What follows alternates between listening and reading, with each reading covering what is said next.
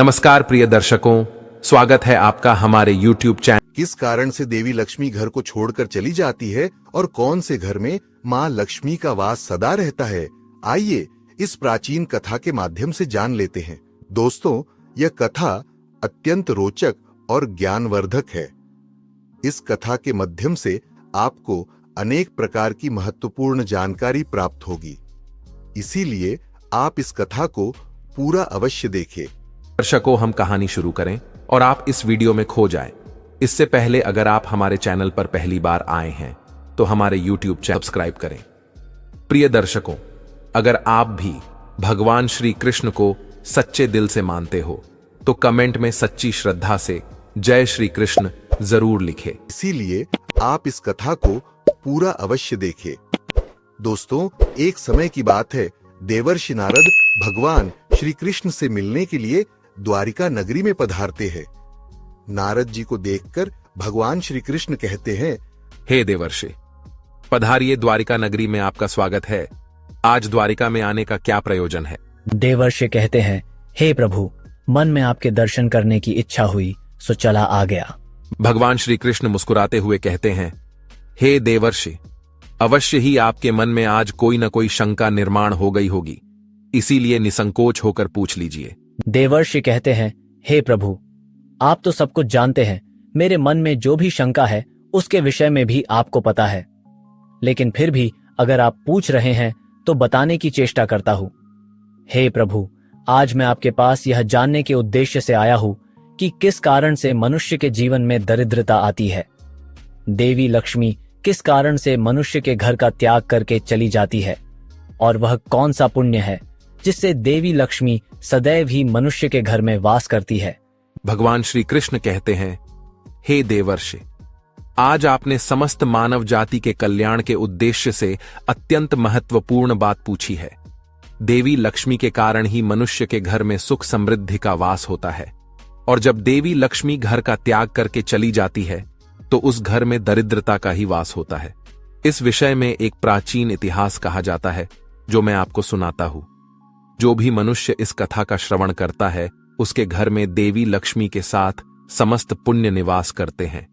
इसीलिए आप इस कथा का श्रवण कीजिए और इसका तीनों लोकों में प्रचार कीजिए। देवर्षि कहते हैं, हे प्रभु, कृपया आप मुझे वह कथा सुनाइए। आपके मुख से इस कथा को सुनना मेरा सौभाग्य है। मैं इस कथा को पूरा सुनूंगा और इसका प्रचार तीनों लोकों में करूंगा।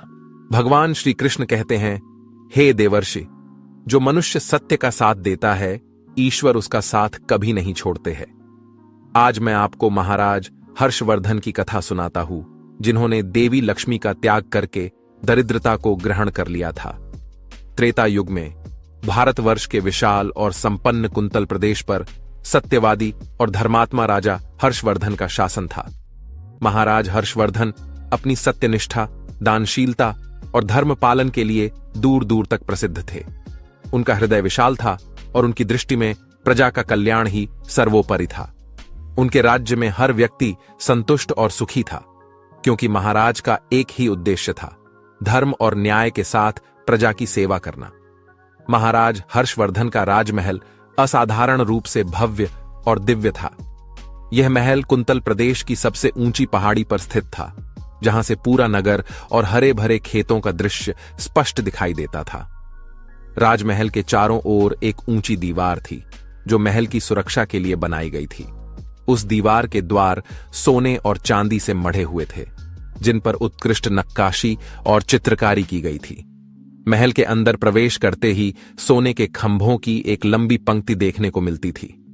हर खंभे पर बहुमूल्य रत्न जड़े थे, जो सूर्य की किरणों से जगमगाते थे। इन खंभों पर बने अद्वितीय शिल्पकला के चित्रों में प्राचीन युग की कथाएं उकेरी गई थीं। महल के फर्श पर लाल, नीले और हरे रंग की दुर्लभ पत्थरों की सजावट थी, जो महल की दीप्ति को और भी बढ़ाती थी। राजमहल की छत पर सोने के पत्र और मणियों की चमक स्वर्ग के किसी स्थान की भांति प्रतीत होती थी। राजमहल के बीचों बीच राजा हर्षवर्धन का सिंहासन था, जो स्वयं एक अद्वितीय कृति था। यह सिंहासन शुद्ध सोने से बना हुआ था और इसके दोनों ओर सिंहों की आकृतियां उकेरी गई थीं।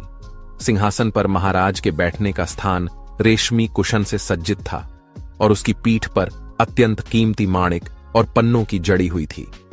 सिंहासन के ऊपर एक विशाल छत्र था जो रत्नों की झालरों से सुसज्जित था और उस पर स्वर्णकारों ने सूर्य और चंद्रमा की छवियों को उत्कीर्ण किया था। महल के चारों ओर हरे भरे उद्यान थे जिनमें सुंदर सुंदर फूल खिलते रहते थे। इन उद्यानों के बीच एक विशाल सरोवर था जिसकी जलधारा में सोने की मछलियां तैरती थीं। राजमहल की चारों ओर फैले इन उद्यानों में दिव्य गंध से भरे फूल और दुर्लभ पौधे थे। जब राजा हर्षवर्धन अपने कक्ष से बाहर आते तो उनका स्वागत मोर, हंस और रंग बिरंगे पक्षियों की मधुर ध्वनि से होता था। राजमहल के भीतर महाराज के न्याय कक्ष की सजावट भी विलक्षण थी। यहां राजा अपनी प्रजा की समस्याओं का समाधान करते थे। इस कक्ष की दीवारों पर वेदों और शास्त्रों के श्लोक लिखे थे और महल के पंडित वे श्लोक महाराज को गाकर सुनाते थे, जिससे उनके निर्णय सदैव धर्म पर आधारित होते थे। महाराज हर्षवर्धन की महानता और दयालु स्वभाव की मिसाल पूरे कुंतल प्रदेश में चर्चित थी।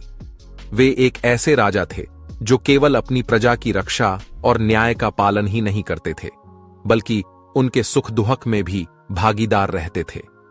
उनकी उदारता का प्रमाण इस बात से मिलता था कि महाराज हर्षवर्धन ने एक अद्वितीय प्रतिज्ञा ली थी।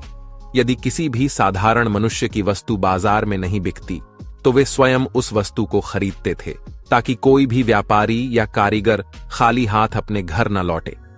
यह प्रतिज्ञा उनकी प्रजा के प्रति असीम प्रेम और समर्पण को दर्शाती थी।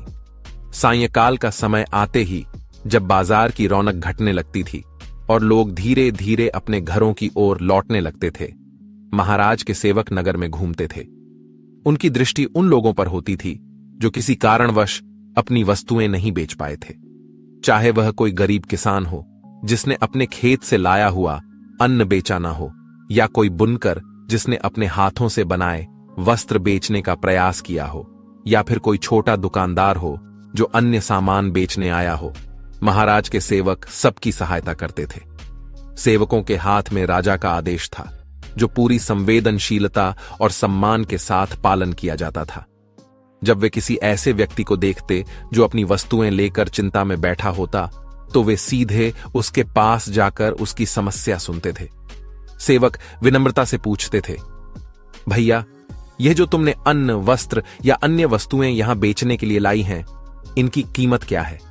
और जो भी वह व्यक्ति कीमत बताता, सेवक उस वस्तु को उचित कीमत पर खरीद लेते थे ताकि उसे कोई नुकसान न हो और उसका मनोबल बना रहे।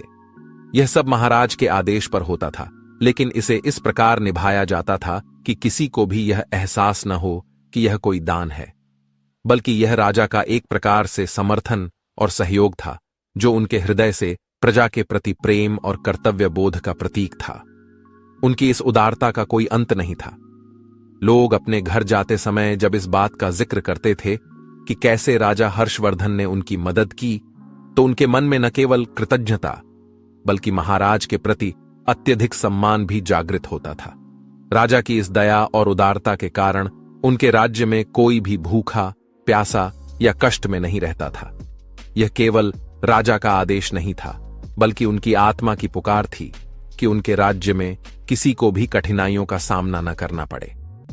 महाराज की यह नीति न केवल आर्थिक रूप से कमजोर लोगों को सहारा देती थी, बल्कि यह भी सुनिश्चित करती थी कि उनके राज्य में हर व्यक्ति अपने कार्य से संतुष्ट और सम्मानित महसूस करे। महाराज हर्षवर्धन की दयालुता और सत्यनिष्ठा की कीर्ति पूरे तीनों लोकों में फैलने लगी थी। उनके धर्मपरायण शासन की चर्चा स्वर्ग में देवताओं तक पहुंच गई थी। वे उनकी उदारता और प्रजा के प्रति उनकी असीम सेवा भावना की प्रशंसा करने लगे। देवता कहते, कुंतल प्रदेश के राजा हर्षवर्धन जैसे धर्मनिष्ठ और सत्यवादी राजा दुर्लभ हैं। उनके जैसा न्यायप्रिय और दयालु शासक त्रिलोकी में और कोई नहीं। जब यह बात धर्मराज यमराज तक पहुंची तो उनके मन में एक विचार आया। वे सोचने लगे, किसी भी व्यक्ति की वास्तविक महानता और सत्यनिष्ठा का मूल्यांकन तभी होता है जब वह कठिन परीक्षाओं से गुजरता है। राजा हर्षवर्धन के बारे में जो सुना है उसकी सच्चाई का पता तो तभी लगेगा जब स्वयं उनकी परीक्षा ली जाए। धर्मराज ने तुरंत योजना बनाई कि वे स्वयं ब्राह्मण का वेश धारण करके राजा हर्षवर्धन की नगरी में जाएंगे और उनकी उदारता की परीक्षा लेंगे।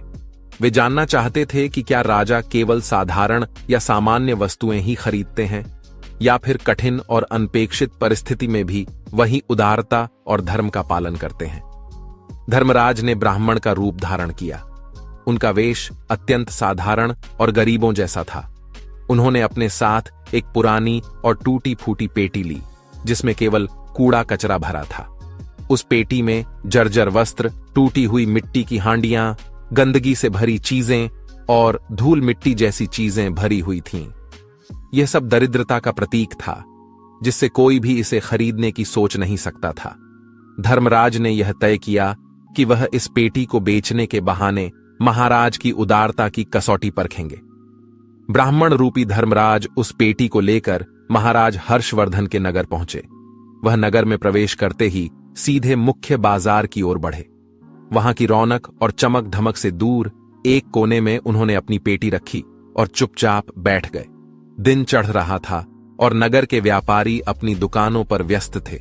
बाजार में अन्न, वस्त्र और अन्य सामान की आवाजाही थी, परंतु धर्मराज ब्राह्मण के रूप में उस टूटी फूटी पेटी के साथ बैठे रहे।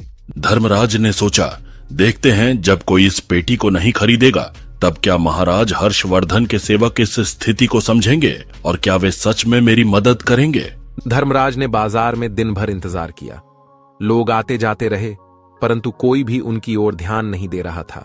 जो लोग पास से गुजरते वे अजीब नजरों से उस ब्राह्मण की ओर देखते और सोचते, यह क्या बेच रहा है? यह तो केवल कूड़ा कचरा है, कौन इसे खरीदेगा? धर्मराज का धैर्य कम नहीं हुआ। वे दिन भर उसी स्थान पर बैठे रहे, अपनी परीक्षा को सफल बनाने के लिए धीरज रखते हुए। लेकिन किसी ने भी उनकी तरफ ध्यान नहीं दिया और न ही उनकी पेटी खरीदने का प्रयास किया। शाम होने लगी और बाजार की रौनक घटने लगी। व्यापारियों ने अपनी दुकानों को समेटना शुरू किया और लोग धीरे धीरे अपने घरों की ओर लौटने लगे। तब भी धर्मराज उसी जगह बैठे रहे, यह देखने के लिए कि महाराज हर्षवर्धन के सेवक क्या करेंगे। जैसे ही संध्या का समय आया, महाराज के सेवक बाजार में आए। उन्होंने देखा कि एक ब्राह्मण अभी भी अपनी पेटी के साथ बाजार में बैठा हुआ है। सेवक महाराज हर्षवर्धन की प्रतिज्ञा को जानते थे कि कोई भी व्यापारी खाली हाथ अपने घर न लौटे। इसलिए वे तुरंत उस ब्राह्मण के पास गए और पूछा, हे ब्राह्मण महाराज, आप इस नगर में नए दिखाई दे रहे हैं, क्या हुआ? आपका सामान किसी ने भी नहीं खरीदा? ऐसा क्या लेकर आए हैं आप अपनी इस पेटी में? महाराज के आदेश से हम आपका यह सामान खरीदने के लिए आए हैं। कृपया बताइए, आपकी इस पेटी में क्या है और इसका मूल्य कितना है? धर्मराज, जो अब भी ब्राह्मण के वेश में थे, शांत स्वर में बोले, यह पेटी मेरे पास है और इसमें कुछ पुरानी बेकार चीजें हैं, कूड़ा कचरा है जिसे मैं बेचने आया हूं। परंतु दिन भर यहां बैठा रहा और कोई इसे खरीदने के लिए नहीं आया। सेवकों ने देखा कि वह पेटी सचमुच केवल कूड़ा कचरे से भरी हुई थी, परंतु उन्हें महाराज हर्षवर्धन के आदेश का पालन करना था। उन्होंने कहा, हमारे महाराज की प्रतिज्ञा है कि कोई भी व्यक्ति इस नगर से खाली हाथ नहीं लौटेगा। चाहे तुम्हारी पेटी में कूड़ा हो या सोना, हम इसे उचित मूल्य पर खरीदेंगे। बताओ, इस पेटी की कीमत क्या है? तब ब्राह्मण रूपी यमराज कहते हैं, हे महाशय, मेरी इस पेटी में रखे हुए द्रव्य का मूल्य 1000 स्वर्ण मुद्राएं हैं। उस ब्राह्मण के ऐसे विचित्र वचन सुनकर वे सभी सैनिक हंसने लगे और फिर उन्होंने उस ब्राह्मण से कहा, हे ब्राह्मण, आपकी पेटी में कूड़ा भरा हुआ है, इसे कौन लेगा? इसका मूल्य तो 1 पैसा भी नहीं है। फिर उस ब्राह्मण ने कहा, हे सैनिकों, यदि इसे कोई नहीं लेगा तो मैं इसे वापस अपने घर लेकर जाऊंगा। मैंने तो सुना है कि आपके महाराज यहां से किसी भी व्यापारी को खाली हाथ वापस नहीं जाने देते, उसका सारा द्रव्य खरीद लेते हैं। लगता है मैंने आपके महाराज के बारे में झूठ सुना है। उस ब्राह्मण की ऐसी बात सुनकर राजा के सेवकों ने कहा, हे ब्राह्मण, आपने सही सुना है। हमारे महाराज किसी भी व्यापारी को खाली हाथ घर नहीं भेजते, उसका सारा माल खरीद लेते हैं। इसीलिए तुम थोड़ी देर रुको, हम अभी महाराज के पास जाकर आते हैं। फिर उनमें से एक सेवक महाराज हर्षवर्धन के पास जाता है और उनसे कहता है, हे महाराज, आज हमारे नगर के बाजार में एक ब्राह्मण आया है। वह बड़ा ही विचित्र है। वह अपनी पेटी में कूड़ा कचरा भरकर लाया है और उसका मूल्य वह 1000 सुवर्ण मुद्राएं बता रहा है। तब महाराज ने कहा, हे सैनिकों, तुम जाकर उसके सामान का मूल्य जो कम से कम हो सके उतना उसे देकर उसका सामान खरीद कर लाओ। उसे उसकी वस्तुएं लेकर वापस मत जाने दो, अन्यथा मेरा वचन झूठा हो जाएगा।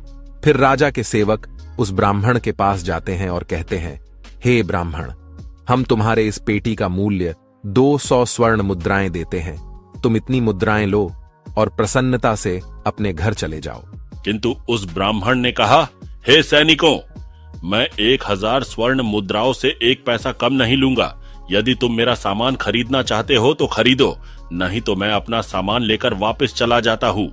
तब उन राजा के सेवकों ने कहा, हे ब्राह्मण, ठीक है, अब हम तुम्हें इस पेटी के बदले 500 मुद्राएं देते हैं। इतना मूल्य तुम्हारे लिए सही रहेगा।